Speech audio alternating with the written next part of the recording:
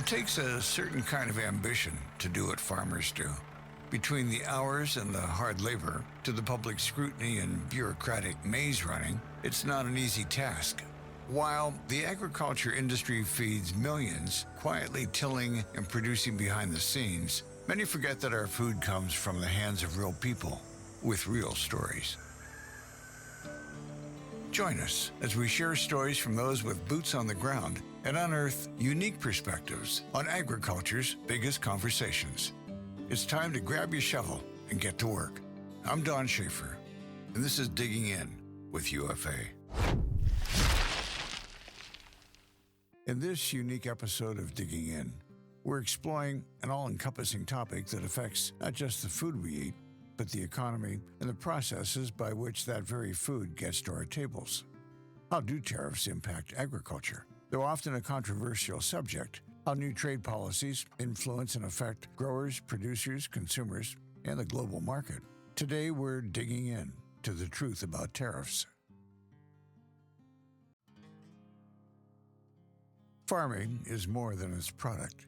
It's generations of care, rooted in the tilled soil of every acre, the learned and adaptable traditions of producing a bountiful harvest, the memories of lifetimes swelling with pride. When we look at policy and its effect on agriculture, it's important to have advocates bring the voice of those with boots on the ground to the decision-making table. Who better than a producer to represent fellow growers? This is Margaret Rigetti. My name is Margaret Rigetti, and I'm a fifth-generation farmer from southeastern Saskatchewan. I co-manage a grain and oilseeds farm with my brother and cousin near the community of Langbank, and we grow canola, spring wheat, barley, and oats on our farm. I came back to the farm around the millennium, about 25 years ago, and it was a time of real change. Herbicide-resistant canola had just been developed through biotechnology, and that worked really well with our zero-till seed system, and it created a high-value crop that we could include in our rotation. And in addition to all that technological innovation that was happening, there was also a new era of global trade liberalization emerging. And it was that expansion of secure access and rules-based trade for Canada and between Canada and other countries that created a real opportunity for Western Canadian farms like mine. I'm also a director with Saskatchewan OilSeeds, and I got involved because I believe in promoting canola through trade. Little did I know that we would find ourselves in a trade war with our two biggest customers at the same time. I'd been watching an increase in protectionism play out in recent years, but truly the potential for a trade war with the U.S. That wasn't on my bingo card, yet here we are. Today, we're in the process of putting this crop in the ground. And while some of our tariff fears have eased, we continue to pay close attention to the news. Trade relations are often complex. Navigating a constantly shifting landscape of policy adjustments and their effect on the general public can be complicated. Despite the intricate nature of these relations, knowledge is the tool to best prepare you for policy shifts and disruptive agreements. Sometimes all it takes is an expert with words of wisdom. This is Scott Crockatt. My name is Scott Crockatt, and I'm Vice President of External Relations and Communications for a group called the Business Council of Alberta. The Business Council is a nonprofit, nonpartisan public policy organization and think tank. We represent 135 of the largest businesses in Alberta and Western Canada. Many of those businesses are in fields like agriculture, energy, power, transportation, and finance. And our role is to propose really great public policy solutions, ways that government and people and business can work together to make life better for everyone. And we say that we like to do policy on both economic prosperity and social prosperity. So things that make the economy do great and that make life do great. It's a job that I've been doing now for 6 years, which is how long ago we started the organization. So neither new nor old. And I love it. I enjoy every day. In simple terms, tariffs are a tax. They're a tax that is paid by the country that levies the tariff on someone else, paid by their businesses or their people when they want to import a good. And that's one of the first and most important things to understand. Every time you hear the word tariff, just think tax. And just like all taxes, when you tax something, you tend to get less of it. So when tariffs are put on a product that's coming into your country, a diminished amount of product is imported because of this higher tax. So tariffs can be used for many different economic functions, including a way to generate revenue, a tool in trade negotiations, or even as protection of domestic industries from foreign competition. Tariffs still have resounding consequences on all levels of agriculture and economic participation. To dig deeper into how tariffs impact agriculture, we need to look at the current state of the nation. I think it's important to start by level setting where we're at today with the tariffs. I think most people are somewhat familiar with what's going on, but even for those of us who follow it very closely, it can be difficult to figure out on any given day where the tariffs actually stand. And that's partly because there can be this gap between what's announced and talked about, and then what's implemented. And then we've probably also seen in many cases, particularly between Canada and the United States in the last year, tariffs have been talked about or put in very shortly and then paused for a period of time. So yeah, to start with a bit of a level set, where do things actually stand right now?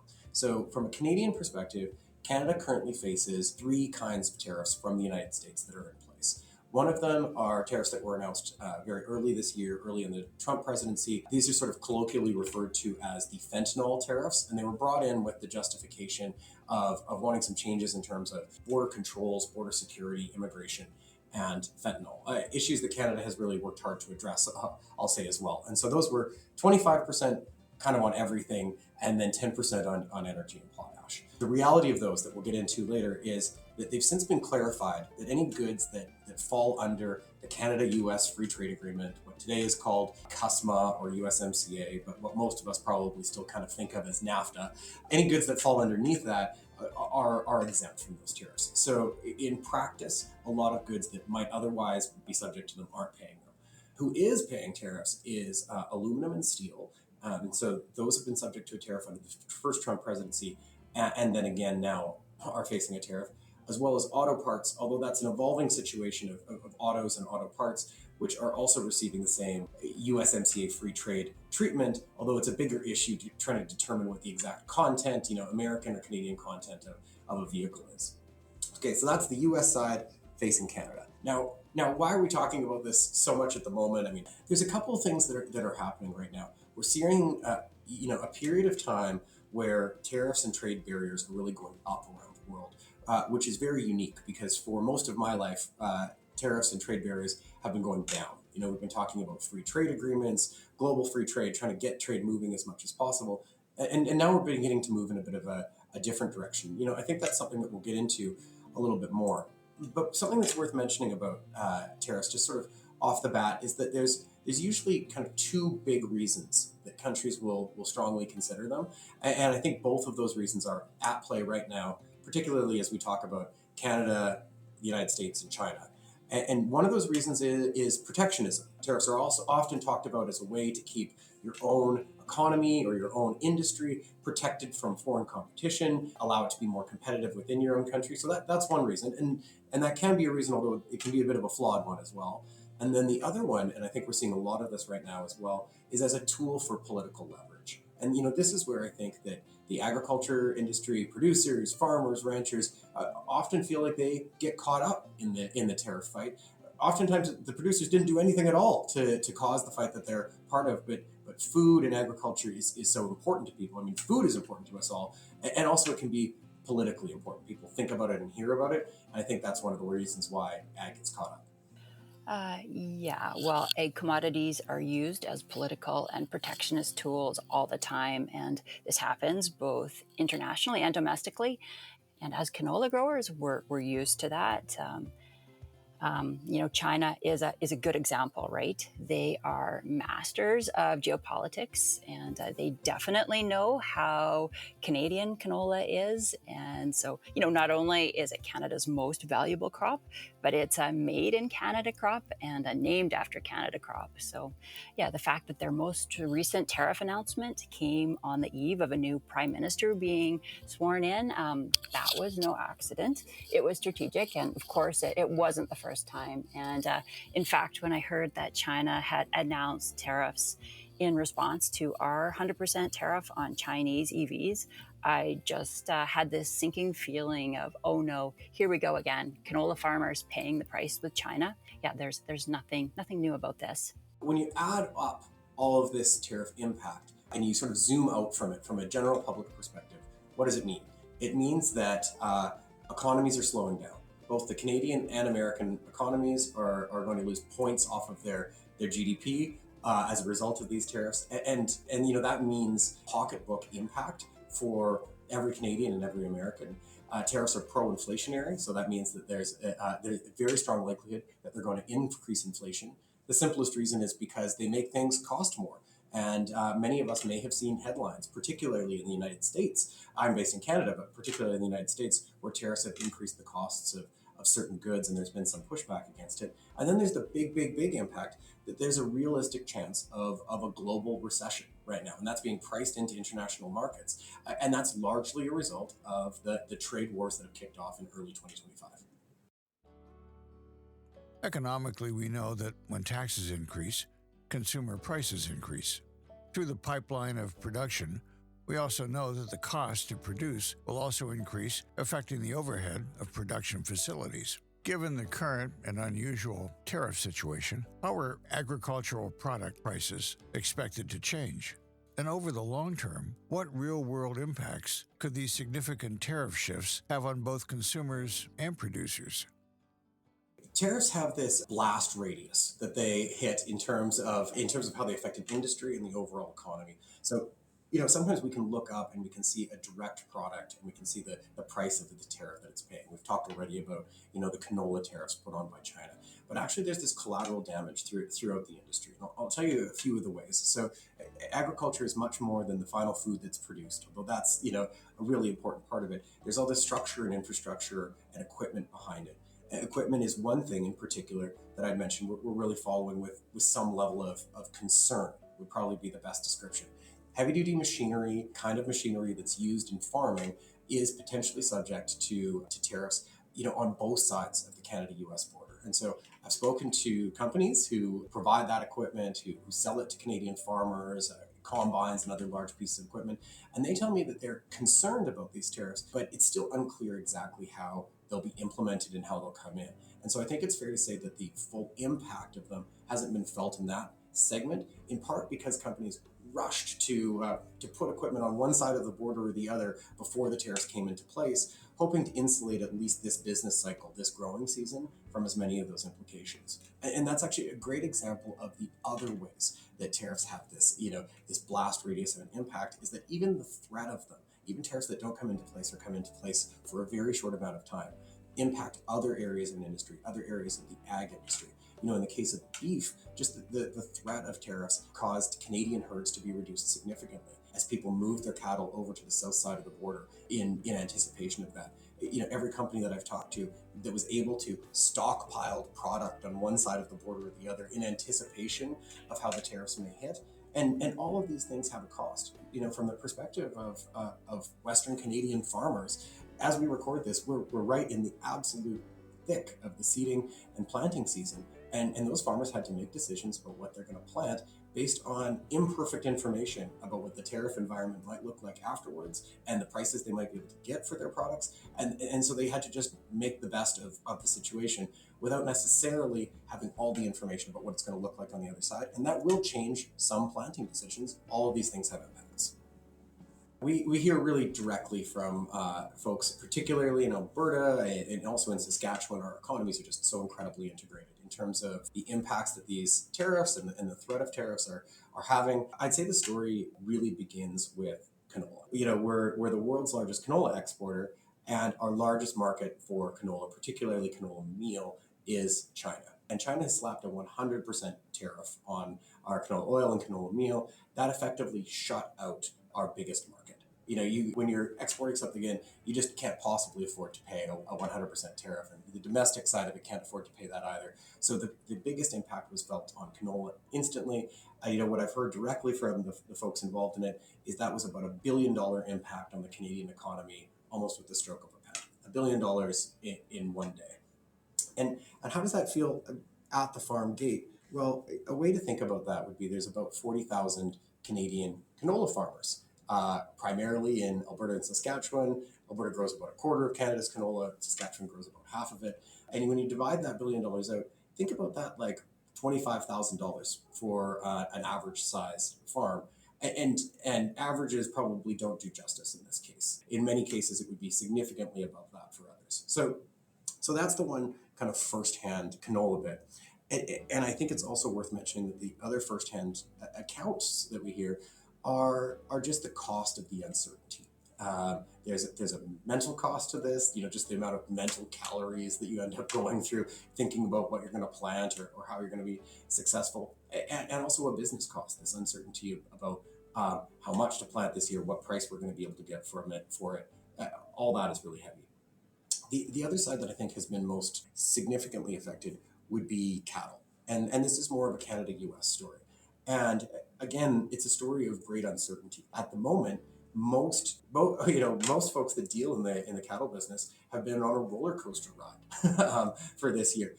Cattle cross the border often many times over the course of their growth and production. And that's part of the value chain. These are highly integrated value chains that go, and the cows go from one side to the other and one side to the other. And there was real risk at one point. Would we be facing a tariff every time that cow crossed the border? Now, the reality is that on the beef side of things, that I hear firsthand that the industry is actually doing okay at the moment, even with all that uncertainty. We've got quite high prices in a number of areas, record high prices in some areas, and even beyond that, most of the cattle have been subject to the USMCA, so are getting carved out from the tariff situation. However, as we discussed earlier, that uncertainty has created this impact with folks being more reluctant, to trade on one side or the other of the border in terms of the beef industry. Well, we grow a lot of canola. It's our most important crop, and it's what pays the bills. So the uncertainty has been hard. And not just for us, canola is grown on 21 million acres in Canada, and 90% of that crop and its products are exported. So we simply can't consume it domestically, so trade is imperative. We built a farm, an entire industry based on trade, and that's been brought into question. Have we seen the worst of it?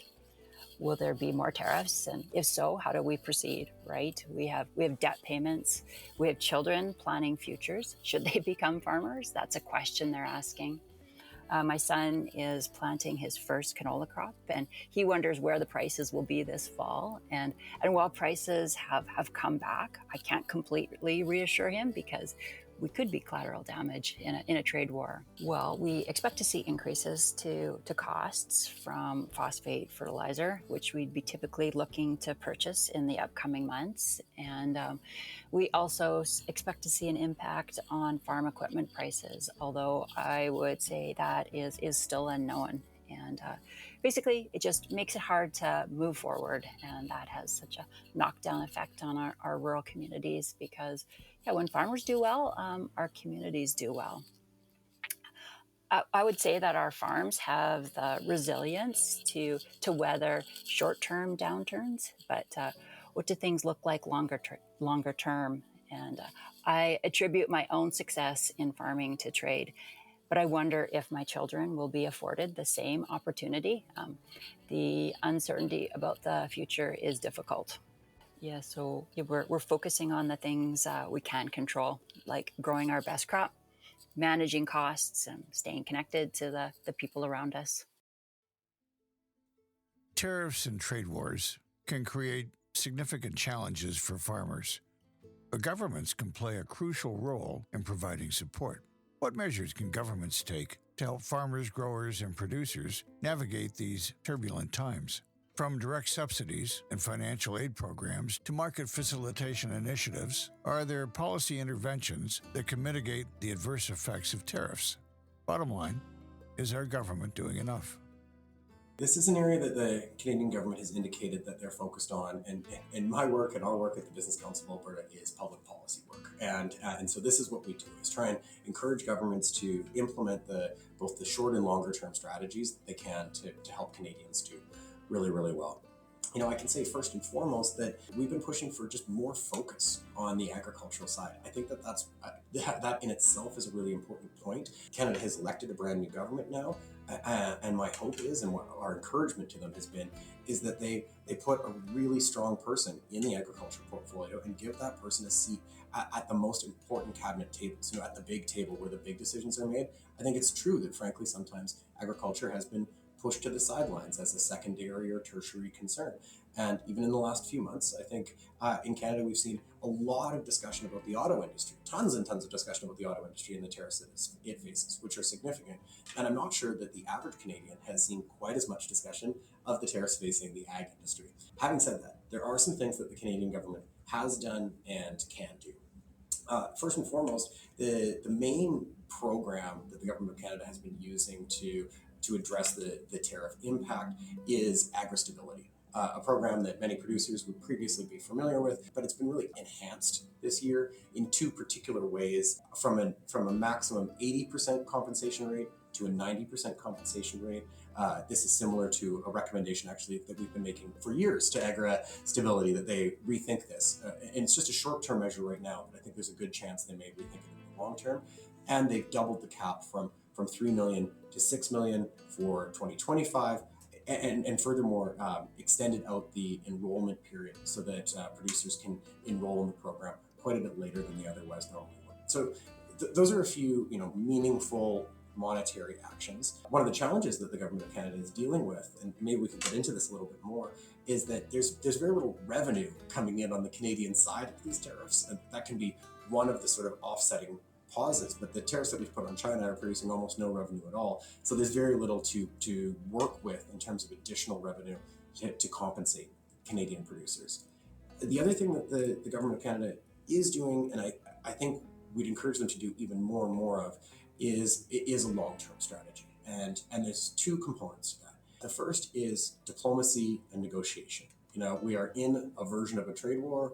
All wars end with diplomacy. The end goal here has to be using negotiation and diplomacy to get back to a position of free trade, particularly with the United States and frankly with all of our large trading partners.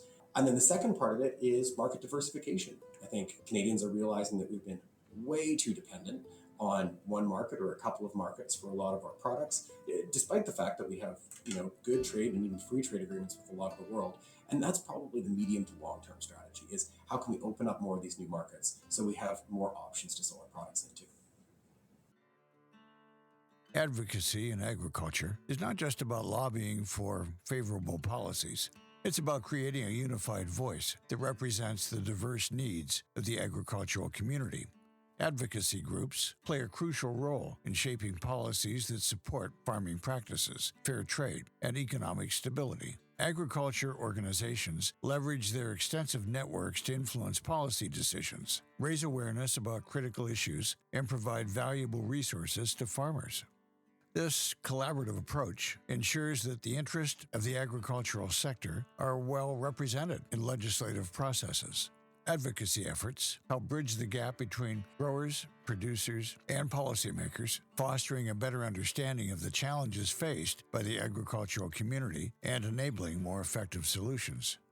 One fantastic thing about the agriculture industry is passionate advocacy groups and passionate advocates, and I've had the joy and pleasure of interacting with lots of those folks. As a broad-based business organization, we tend to try and amplify their messages because they're always subject matter experts on their individual commodities or industry segments, and we've spoken to several of them over the course of this period. I think the first and foremost thing that many of those groups would say is that they want a level of awareness. They're trying to communicate with the government of Canada and their provincial governments that this is a major issue, what the costs have been, and advocating for some consideration of that. one of the first things that they say to us is, do no further harm. The first rule of a hole is when you find yourself in one, stop digging. And so on behalf of the Canadian producer groups and farmer groups and advocacy groups that I've talked to, I think the first message to Canada's new government would be, don't take any action that's going to make this situation any worse than it already is. Look to lower the temperature. And that takes us to the second point, which is that really what we need to be doing first is consultation and diplomacy. No one wins in a trade war. We don't want something that's ramping up and escalating further and further.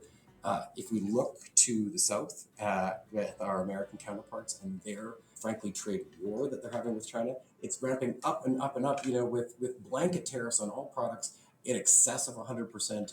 The estimates that I was looking at this morning are that effectively the tariffs could be coming in above 140% for many goods. And then that's causing problems in supply chains, and various goods are needing to be exempt, and things are changing almost on a weekly or a monthly basis. So, we don't want to find ourselves in that situation. Second piece of that would be support programs. So we've talked a little bit about agri-stability that has been enhanced to help farmers this year in 2025. I think we should look seriously at if it should be enhanced long term, and if there can be other supports to make sure that we fill in that gap this year as much as possible to ensure that our producers are if not whole, at least survivable for the foreseeable future. And what I hear from advocacy groups is that there's still a gap, frankly, and more needs to be done. A couple of the things that I think are worth considering in terms of our recommendations and those that we've heard from advocacy groups as well would be a reconsideration of the actions that have already been taken. We talked about the reason why Canada put EV tariffs on China, and China responded back on Canada, and what we were hoping to get out of that. Well, it appears that the justifications we had for why we wanted to do that have not strategically played out. So, and I think it's fair to say that there may have been good reasons to put those tariffs on. There may yet be good reasons to keep them on. But, no matter how beautiful the strategy is, one must occasionally look at the results, and the results of the strategy are not paying off at the moment. And the last piece would be the long term, putting into place a long-term strategy that means that we have more market access, in particular to more of the Asian markets, so we can sell all of our products, energy and food, into those and be less dependent on individual countries, just makes you a stronger player in trade negotiations and is a smart thing to do for the long run. Well, is the government doing enough and taking the right approach? Well, that's hard to say because as of today, there's been a long period of government doing nothing. First, we had a prorogued parliament, then we had a leadership race, then we had an election period. So I guess the answer is TBD. But what could government do? Well, a decade ago, the Barton Report said that agriculture could be a top driver of national prosperity. And so government could acknowledge that we are a trading nation, and some bold commitments towards that would be very welcome. We could optimize the many free trade agreements we already have, and we could develop new bilateral agreements. We could promote trade by opening more trade offices. We could work to harmonize standards internationally. So there's lots we could do. But we also need to make it easier to do business at home by clearing the path, building the infrastructure that we need, removing the red tape and bureaucracy that prevent the implementation of projects that have already been put forward, deal with the labor issues that reduce reliability. These would all be good for building prosperity in this country. I want the federal government to focus on open and stable trade with both China and the United States. I mean, I want to trade with everybody all the time. I want the federal government to immediately engage with China at the highest levels. And of course, I'd like to see the EV tariffs removed. But truthfully, we don't know how the Americans will react. And I don't want to complicate things, but yeah, we can't talk about China without talking about our trade relationship with the US because it is part of a larger geopolitical situation. But ideally, I want a trade relationship with both. I want agriculture to be recognized for the economic powerhouse that it is, and for government to commit to helping us achieve our potential. And they can do that through a commitment to trade, infrastructure development, and addressing the Canadian productivity gap. I hope that Prime Minister Carney knows that trade is our strength and that the answer to this trade war is not escalation. So to be very careful with counter tariffs. We can't win, and it hurts Canadian consumers. And if we're going to fight back against protectionism, we also need to be willing to look at our own protectionism and the sacred cows we hold. I want to make a living from selling my crops around the world. I thought that was the promise of our trade agreements. But if our farms are going to be collateral damage in a Canadian trade policy that prioritizes other sectors like autos and dairy, well, then we can expect to see hard times in farming communities and deep anger out west.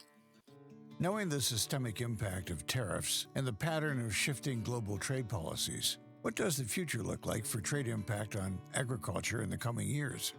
While difficult to anticipate, do experts have policy recommendations to help prepare the agriculture sector in mitigating the impact of current or future tariff implementation? When the way forward is uncertain, how can we ensure that agriculture continues to have a viable path? I'm really optimistic that diplomacy and negotiation and cool heads and frankly, economic reality, all these things can come together to bring us through to a new, better place in the long run. And speaking specifically about the United States, I strongly believe that the United States and Canada have the largest and most important relationship between any two countries in the history of the world. that relationship is economic, it's political, it's cultural, it's social, it's defense, and most years we have the world's largest trading relationship as well. So it's either number one or number two, depending on the year. I don't think even a few hard months or some negative trade feelings are going to irreparably damage that in the long term. That's all my optimism, though. There's some pessimism to go along with that, which is that I think the game has changed. I think that Canadians feel that they can't necessarily count on the United States anymore. I think Canadians have been woken up to say, we need to do things differently. We can't just sell all our products to the United States. And I think that there is, frankly, some broken trust. Can we trust the trade agreements that are signed? Can we trust our trading partners? And, like in any relationship, when trust is broken, it can take a really long time to fix it on the other side. In terms of the Chinese side of this, I think that there is as well some bad feelings and broken trust, but there's a little bit of a three-way trade going on here. Maybe to use a hockey analogy, this isn't just a discussion between Canada and China. This is kind of a tripod of Canada, China, and the United States. Yeah, we do have existing supports in place, and it might be an unpopular opinion in grain farming country to acknowledge that governmental supports exist, but they do exist, and steps are being taken to strengthen those supports. There's been an increase to the interest-free portion of the cash advance, and there are potential changes to agri-stability, including an increase to the compensation rate. And our farms need to have resiliency to deal with short-term losses, and these programs offer a measure of support. But long-term, we need to be able to make a living from the marketplace. And I had one more thing to say, and that was just about trade diversification. We've heard a lot about trade diversification, and as canola growers, we have long recognized that as a priority. However, trade diversification, it's easy to say and hard to do. And I would say it's not about moving away from a market, but adding new opportunities at the same time. And an example of that might be biofuels. We need to open and maintain markets, but we also need to make it easier to do business at home. We need long-term strategic planning to diversify trade. And if we're going to diversify, we better have some redundancy and predictability with rail service, and we better not have port bottlenecks. So we have some work to do. We also need to consider the magnitude of the market. And the reality is that we are located in very close geographical proximity to the largest economy in the world. And so it is only natural that they are our biggest customer and will most likely continue to be our biggest customer. So I think we have no choice but to work through our issues with the U.S. It's spring and I always feel optimistic at seeding time. So I'm going to focus on growing my best possible crop this year. And while tariffs could be very challenging in the short to medium term, I believe that trade benefits everyone. So I have to believe that tariffs will be transitory and that longer term trade will prevail. If the average Canadian is wondering what they can do, I would say they could buy Canadian, and when they're walking down the grocery store aisle looking for a cooking oil to put in their cart, they can choose canola oil. It's heart healthy, it's versatile, it's grown and processed in Canada, and it's the only oil they need. Throughout this process, it's become clear that both growers and consumers bear the brunt of the damage caused by tariff implementation through production cost and subsequently retail inflation. Apart from the fiscal implications, are there any other short-term and long-term side effects that will change the agricultural landscape? I think the reality is that we're into a new period here where the future is going to look different than the past did, and where periods of tariffs, trade negotiations, and the ag sector getting caught up is some collateral damage in it. I think a level of that is going to be part of how the international economy works in the foreseeable future. So I think one key message is buckle up. Having said that, I think that there is also a real likelihood that things can get a lot better than they are today. There's a reason why we don't have, or we haven't had a lot of tariffs in the world in the last several decades. It's because they don't work very well. They can occasionally create some small focused benefit in a specific area, but actually they cost the economy overall much more so.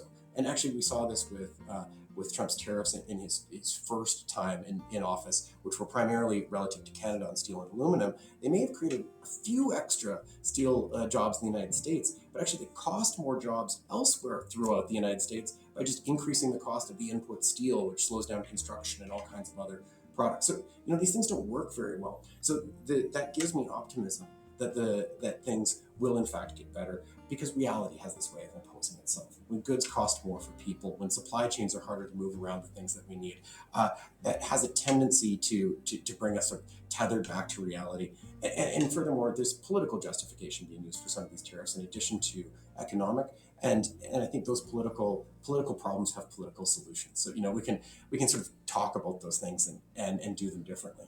The other part of this is Canada has to have a look in the mirror. We've had insufficient long-term strategic planning in Canada regarding trade diversification, trade planning in many ways. That involves opening up new markets, but also just our own trade infrastructure. Our ports and our roads and our rails and our pipes have not been kept up with and invested in a way that would, create a long-term trade diversification strategy. And so that's one of our messages, for Canada's brand new government. One of the first things they could focus on, even in their first few weeks, is looking at a trade infrastructure task force, a way that we can move from where we are today, at a C plus into B plus, A plus kind of territory as rapidly as possible. There are absolutely things that regular Canadians can do, and even for folks that are listening in other parts of the world, there's things that regular people can do to assist this situation. The place that I'd start actually would just be being aware of it. Particularly paying some attention to the agricultural side of this, to the food side of these tariffs, and making sure that other folks focus on those parts too. And food is the thing that unites us. It brings us all together. We all eat. And so every person, every Canadian has some things that they can do about this tariff and trade issue. And one of them is to buy Canadian. It's simple. It's a little bit of a cliche. You can say to yourself, how much is my own grocery bill going to make a difference? But I can tell you it does. Buying Canadian makes a difference economically. It makes a difference in terms of emotional support to the Canadian producers that feel that they are getting some domestic support, and they see that maybe the amount that they're selling elsewhere is going down, but the amount that they're selling here is going up. And it does cause political pressure on other sides of borders. Certain American states heavily export individual products into Canada. I think one of the ones that's made the biggest headlines is bourbon, and Kentucky feels it when Canadians buy a lot less bourbon. we could do that in a lot of other areas as well, in terms of the meats that we buy and the ketchups that we buy and the produce that we buy and all kinds of other things like that. So for individual people, I think that's one of the best things that you can do. And then just generally supporting local in all the other ways that you can. Not just the food that we buy, but local restaurants, craft breweries, farmers markets.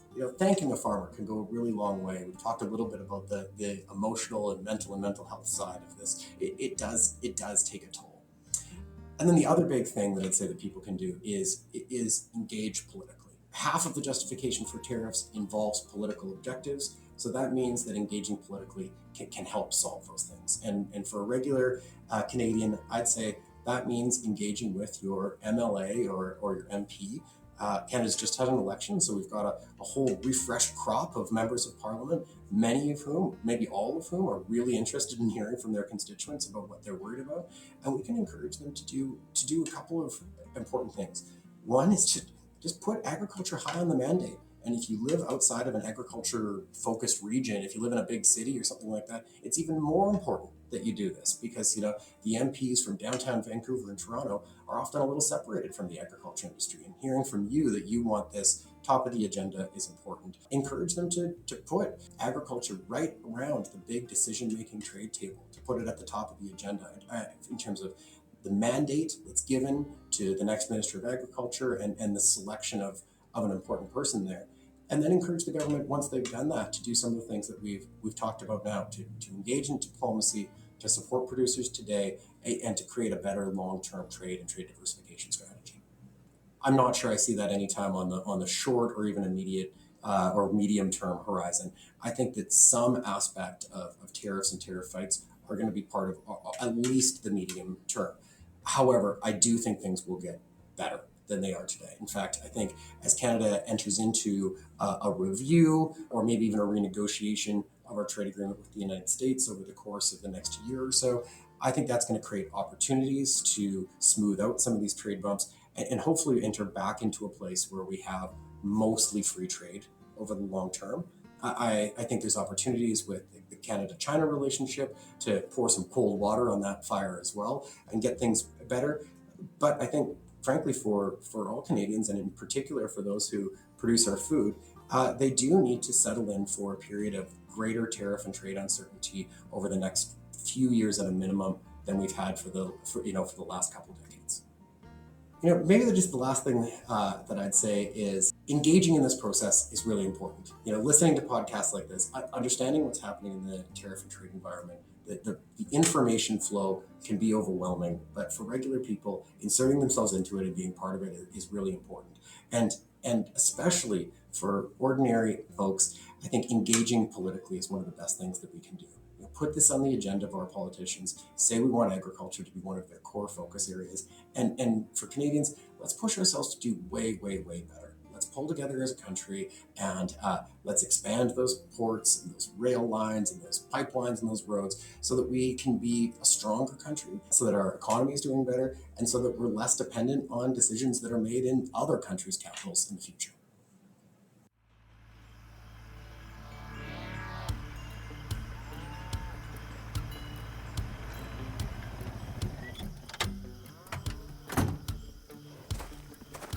At the end of the day, we look to our resiliency within ourselves and our communities to make our collective futures as bright as possible. All it will really take is conversations like these, some vulnerability, and a little digging.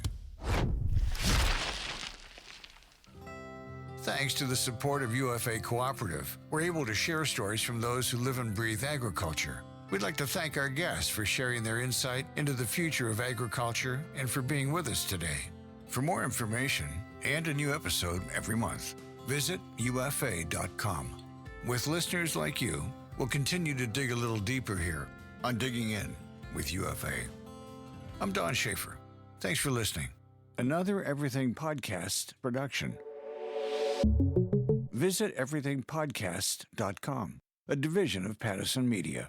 Subscribe wherever you get your podcast. The views expressed in this podcast reflect opinions and perspectives from participating guests and not necessarily those of UFA, UFA Co-operative's membership, elected officials, or stakeholders.